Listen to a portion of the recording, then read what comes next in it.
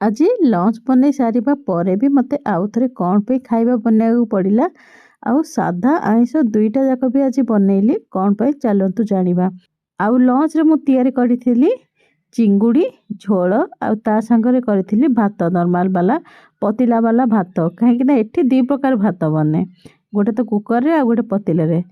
ତାପରେ ଦେଖନ୍ତୁ ଏଠି ମୁଁ ପୁଣି ତିଆରି କରୁଛି, ସେ ଡାଲି ବସେଇଛି ଆଉ ବନ୍ଧାକୋବି ତିଆରି କରୁଛି। ତ କହୁଛି ଆପଣଙ୍କୁ ଘଟଣାଟା କ'ଣ ହେଲା। ଦ୍ୱିପହର ଲଞ୍ଚ ତିଆରି କରିସାରି ଗଡ଼ୁଥିଲି, ଏ ସମୟରେ ବେଲ୍ ବାଜିଲା। ଯାଇ ଦେଖିଲା ବେଳକୁ ଆମ ସାଇଡ଼ରେ ଜଣେ ଘର ଚେଞ୍ଜ କରିକି ଆସିଛନ୍ତି। ଆଜି ତାଙ୍କର ଘର ଚେଞ୍ଜ ହେଉଛି। ଆକ୍ଚୁଆଲି ମୋ ଦେହଟା ଟିକେ ଖରାପ ଥିଲା, ଅଦରୱାଇଜ୍ ମୁଁ ତାଙ୍କୁ ଲଞ୍ଚର ଅଫର୍ ମୋ ଆଡ଼ୁ କରିଦେଇଥାନ୍ତି। କାହିଁକିନା ମୁଁ ତାଙ୍କୁ ଅଳ୍ପ ବହୁତ ଆଗରୁ ଜାଣିଛି। ଯେହେତୁ ସେ ତାଙ୍କ ଆଡ଼ୁ କିଛି କହିଲେନି, ତା ଛଡ଼ା ତାଙ୍କର ବି ଅଲଗା ରିଶ୍ତେଦାର ବି ଏଠି ରହୁଛନ୍ତି। ତ ମୁଁ ଭାବିଲି ସେ ବୋଧେ ତାଙ୍କ ଘରେ ଲଞ୍ଚ କରିବେ, ସେଥିଲାଗି ମୁଁ ଚୁପ୍ ରହିଲି, ଆଉ କିଛି କହିଲିନି। ତାପରେ ସେ 3ଟା ବେଳକୁ ଦିନ ଆସିକି କହୁଛନ୍ତି, ଆଉ ଦିଦି ଆଜି କିଚେନ୍ ଓପନ୍ ଅଛି କି କ'ଣ? ମୁଁ କହିଲି ନା, କିଚେନ୍ ତ ଏବେ ଓପନ୍ ନାହିଁ, ବହୁତ ଦିନରୁ ବନ୍ଦ ଅଛି।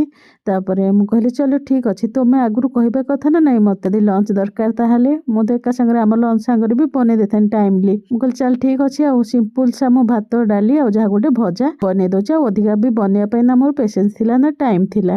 ତ ମୁଁ ଆସିକି ସାଙ୍ଗେ ସାଙ୍ଗେ ପୁଣି ଗ୍ୟାସ୍କୁ ଭଲ ଭାବରେ କ୍ଲିନ୍ କରିକି ତାଙ୍କମାନଙ୍କର ପାଇଁ ଏସବୁ ଖାଇବା ବନେଇଲି, ଯେହେତୁ ସେମାନେ ଭେଜିଟେରିଆନ୍ ଥିଲେ। ଏବେ ମୁଁ ଯାଉଛି ମୋର ଲଞ୍ଚ କରିବାକୁ, କାହିଁକିନା ମୋତେ ବି ବହୁତ ଜୋରରେ ଭୋକ ଲାଗିଲାଣି।